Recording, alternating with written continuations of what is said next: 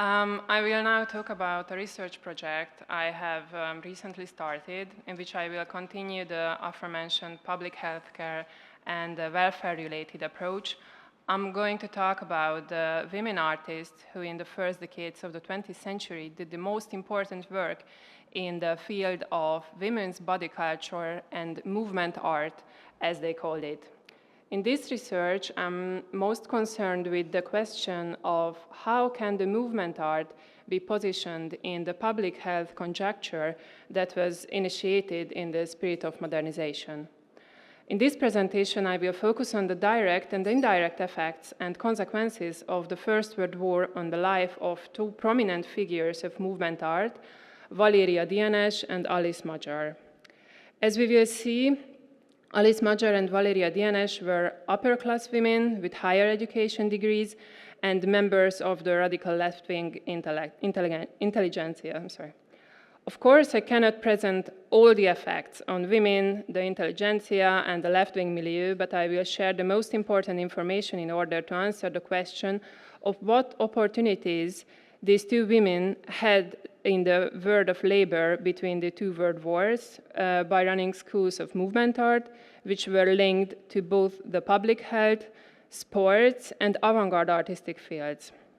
My research approach is to examine the overlapping aspects of avant-garde research and the history of labor. So I will be this quite odd figure in the section, not interested in art forms, nor stretching and jumping only the money, because I will be talking about the employment relation of Central Eastern European, mostly left-wing metropolitan women. But of course, I find the development of this sport or performative art incredibly fascinating in the way, although the creators were working in the same field, there was a huge difference between their performances. While one of them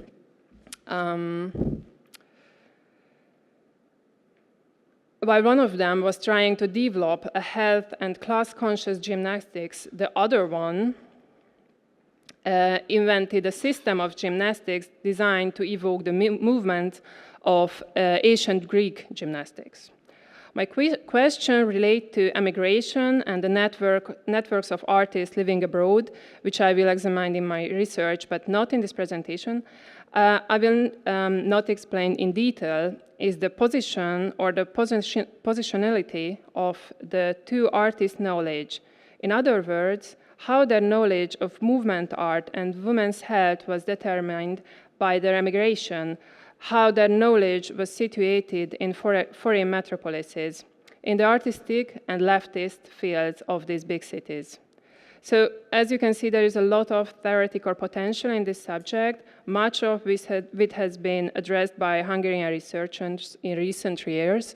There was a very wonderful exhibition in the Kassák Museum curated by Csatlós Judit, and it also had an English catalog. So now I would like to understand how their social status has influenced the field of movement art and the impact of their own or their household members' emigration on their lives, and answer the question of how can we explain by examining social status and employment relations that after the First World War, women movement art became very widespread, especially in Budapest. So, movement art was situated between gymnastics, avant-garde theater, ballet, and physical therapy, but it meant a general life reform system, the goal of which was to compensate for the lack of movement, the unfavorable working condition, and the harmful effects of civilizational achievements in general. At the same time, movement art was highly politicized activity in the Hungarian avant-garde between the two world wars, and it was an important community organizing force in the Hungarian labor movement. The Socialist Federative Republic of Councils in Hungary, shortly the Commune, in 1919, had a great impact on the Hungarian avant-garde art scene and the cultural production.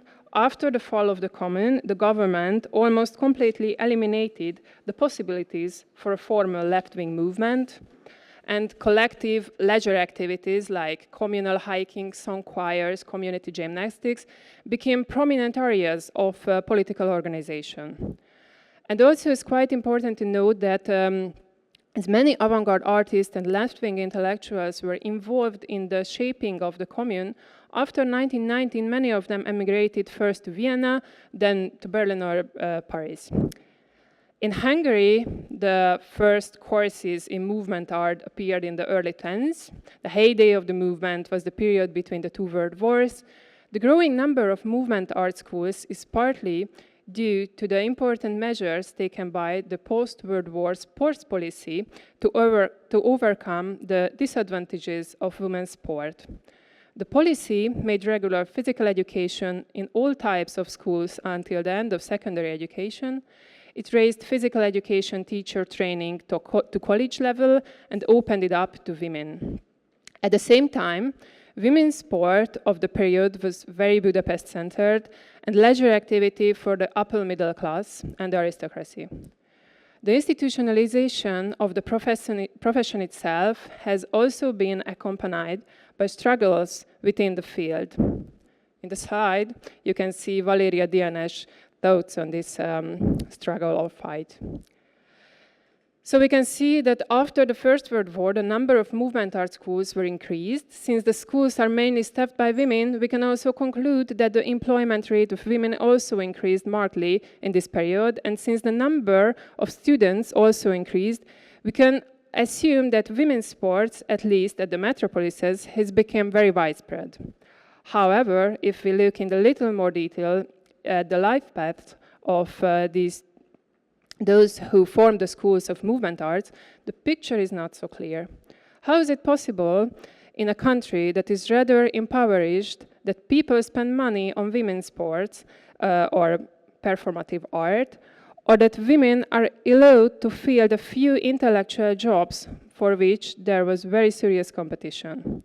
I will argue that the reason for the rise of movement art is not only the popularization of women's gymnastics at the time, but also the political embeddedness and class position of the figures of movement art, and thus the transformation of the post-war public health and welfare field. So, Magyar or Jászai Alice in Hungary was one of the early researchers of the system of gymnastics, as her own terminology, body culture. She got to know François de Lazar's applied aesthetics and the physician Bess Margaret Menzendig's system, specially directed at training and raising the self-awareness of the female body.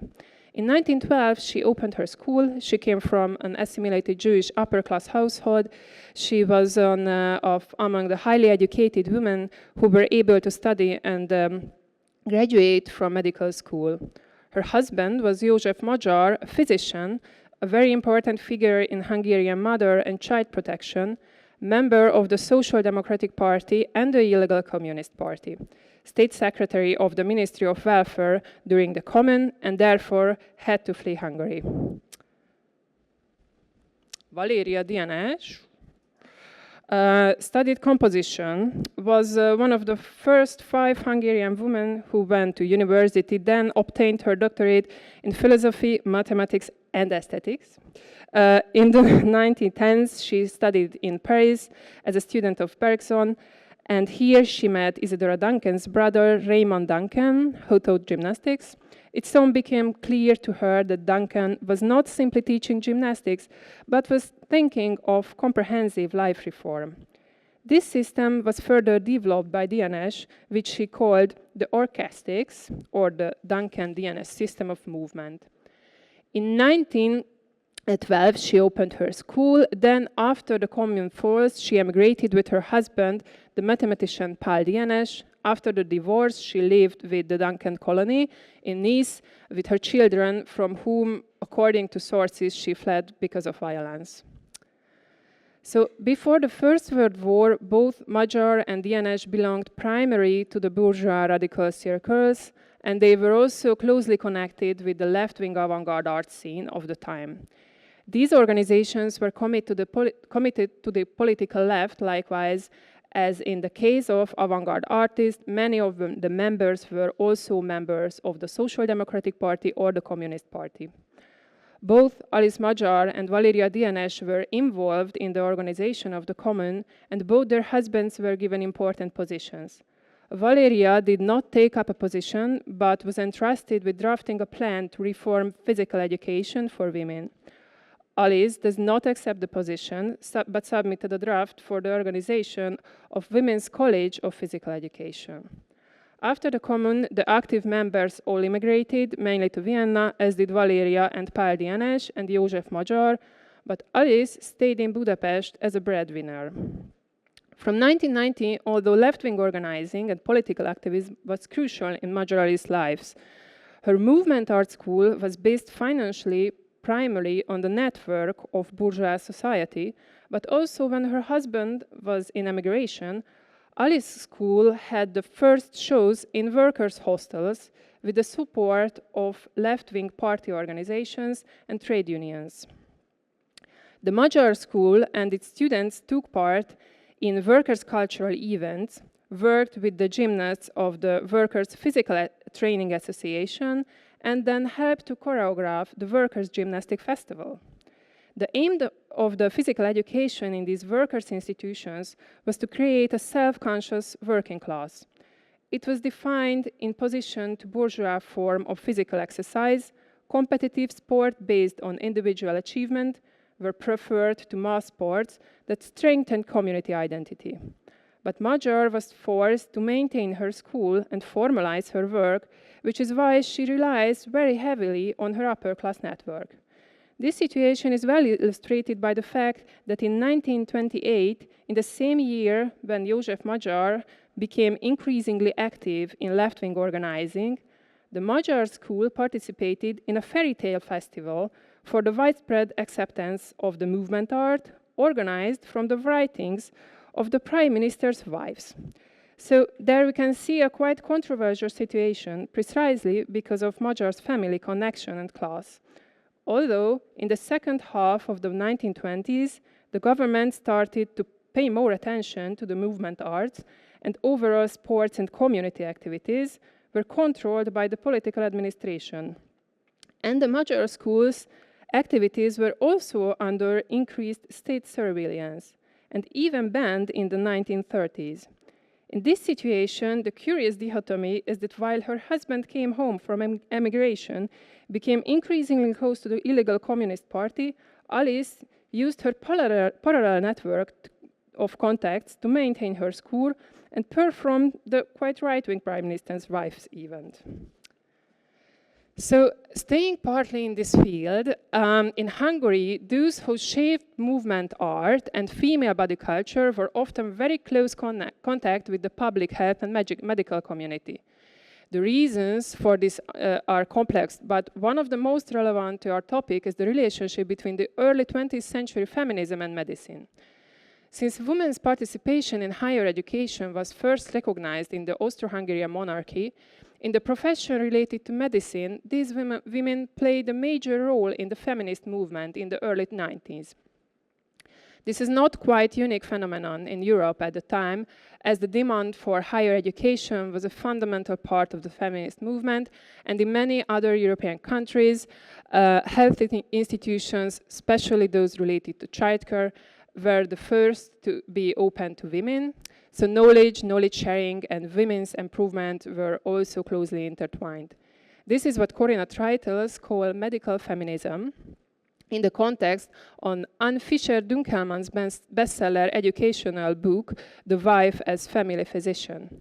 In many ways, Alice Magyar educational book, The New Ways of Women's Body Culture, can be considered one of the first books in Hungary on women's health and education, which primarily taught its readers exercise and gymnastics specifically developed for women. Magyar has a special section in her book on why women need special gymnastics. With this in mind, she developed gymnastics and breathing exercise for women, which she illustrated in detail in her book. Magyar's book was published in 1926, but as I mentioned earlier, she had been running women's gymnastics course since 1912, and in 1919 she worked with Valeria Dienes on public health reform for women. In summary, the discourse on women's health in Hungary became even more lively in the aftermath of the First World War, partly because of the increased value of the labor force of women citizens of the war-affected hinterland, and partly because the extremely high infant mortality rates. The discourse includes the strengthening of women's body culture and the flourishing of women art in the 1920s, partly due to this. Another clear impact of World War I that affected the field of movement art, and another reason for the growing popularity of movement art, was the very high number of soldiers returning from the war suffering from war neurosis. This was the first time that appeared in the public health discourse that the symptom should be understood not only as a symptom of a particular organ, but also a symptom of a philosophical origin.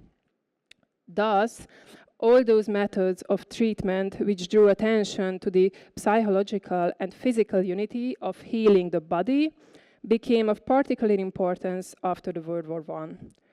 Coming from a philosophical education, Valeria Dienes combined the relationship between the psyche, the soul, and the body with the formulation of her own terminology of cognition.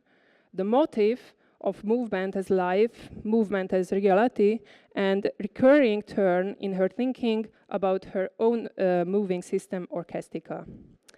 And as I mentioned earlier, women body culture community was in close contact with through personal networking and academically with a group of public health and welfare developers. It is worth examining what happened in this field after the World War I. Seeking first of all to answer the question of how it was from 1920 onwards, an increasing number of movement art schools opened and employed women's and in most cases assimilated Jew women. Because of this tendency is contradiction with the fact that one direct consequence was the war was an oversupply of intellectuals and professionals. Because after the dissolution of the Austro-Hungarian monarchy, population exchanged and deportations began, and firstly with the wealthy and highly educated population began forced to move within the new borders. So the social restructuring that followed the dissolution of the monarchy brought radical changes to intellectuals and professionals' careers. By the end of the 1920s, this country, which had been relatively impoverished, became the first in Europe in terms of the number of lawyers and doctors per capita. Employment within the medical profession has therefore been a major problem, resulting in very serious conflicts within the field. These conflicts within the medical profession have been ethnicized from the beginning. The National Association of Hungarian Doctors, founded in 1919, played a major role in the ethnicization of the conflicts, and between the two world wars it became one of the most powerful and violent extreme right-wing organizations in the country. One of the most direct results in this was the higher education quota system, commonly known as numerus clausus law, enacted in 1920s. The idea of the quota system was first mooted by the medical faculty and was mainly enforced against women and against students of Jewish origin. What this means for the schools of movement arts, and especially for the schools of Dienes and Magyar, was oddly that the number of the students was increasing. For they have received a training and a diploma that distinguished from the general medical community.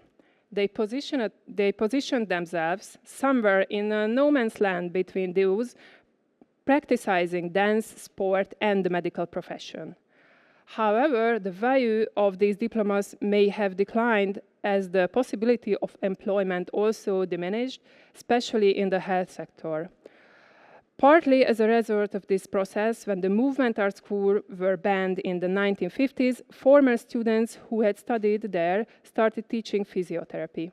At the same time, the period between the two world wars probably did not see a further shift towards medicine and positioned itself in the middle ground between avant-garde art, gymnastics, public health, because the medical milieu, especially after the numerus clausus law, was strongly anti-women and anti-Jewish. So as closing remarks, from the previous points, we can see that when examining the popularity of movement art, the background from which the teachers of movement art come in very important aspects to analyze. I also have a selected bibliography and so. So the support of the upper middle class, radical intellectuals and aristocracy is as important as the political embeddedness. So the alliance between the upper middle class, the section of the aristocracy, and the left-wing workers' movement was, strangely enough, able to find its expression in women's movement art. Thank you.